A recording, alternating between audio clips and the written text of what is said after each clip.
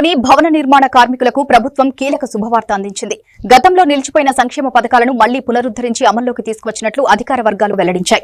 దీంతో వేలాది మంది కార్మిక కుటుంబాలకు ఊరట లభించనుంది. ఈ పథకాల కింద సభ్యత్వం ఉన్న కార్మికులకు సహజ మరణంపై ఆర్థిక సాయం, వివాహ ఖర్చులు, ప్రసూతి సహాయం, మట్టి ఖర్చుల కోసం ప్రత్యేకంగా నిధులు అందించనున్నారు.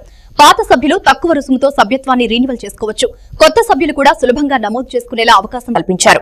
భవన నిర్మాణ రంగంలో పనిచేసే అర్హులైన కార్మికులు తమ సమీప సచివాలయంలోని డిజిటల్ అసిస్టెంట్ ద్వారా నమోదు చేసుకుని ఈ సంక్షేమ పథకాల లబ్ధిని పొందాలని సూచించారు. రాష్ట్రంలో ఉన్నటువంటి భవన నిర్మాణ కార్మికుల సంక్షేమం కోసం ఉమ్మడి రాష్ట్రంలో చంద్రబాబు నాయుడు గారు ముఖ్యమంత్రిగా ఉన్న సమయంలో ఈ రాష్ట్రంలో ఉన్నటువంటి కార్మికుల సంక్షేమం కోసం భవన నిర్మాణ కార్మికుల సంక్షేమ బోర్డును ఏర్పాటు చేసి ఈ రాష్ట్రంలో జరుగుతున్నటువంటి నిర్మాణాలపైన 5 లక్షల కంటే ఎక్కువ విలువ కలిగినటువంటి భవన నిర్మాణాలపైన 1% సెస్ విధించి ఆ సెస్ ద్వారా వచ్చినటువంటి డబ్బుల్ని సంక్షేమ బోర్డులో ఉంచి భవన నిర్మాణ కార్మికుల కోసం సంక్షేమం కోసం అనేక పథకాలని ఉమ్మడి రాష్ట్రంలో నాటి ముఖ్యమంత్రి చంద్రబాబు నాయుడు గారు అమలు చేయడం జరిగింది.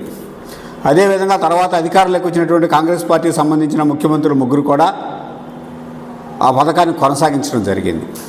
అదేవిధంగా విభజిత రాష్ట్రంలో 2014లో అధికారంలోకి వచ్చినట్టు తెలుగుదేశం పార్టీ చంద్రబాబు నాయుడు గారు ముఖ్యమంత్రి అయిన తర్వాత ఆ పథకాన్ని అదేవిధంగా కొనసాగించి 5 సంవత్సరాలు కూడా అమలు చేయడం జరిగింది. అయితే ఈ రాష్ట్రంలో 2019లో వైసీపీ అధికారంలోకి వచ్చిన తర్వాత ఈ భవన నిర్మాణ కార్మికుల సంక్షేమ బోర్డులో ఉన్నటువంటి నిధులన్నిటి కూడా దారి మళ్లించి దాదాపుగా 425 కోట్ల రూపాయలు ఆ రోజు వరకు బోర్డులో ఉంటే వాటన్నిటి కూడా వేరే పథకాలకు దారి మళ్లించి భవన నిర్మాణ కార్మికుల సంక్షేమానికి సంబంధించినటువంటి పథకాలన్నీ కూడా నిలిపివేయడం జరిగింది. అదేవిధంగా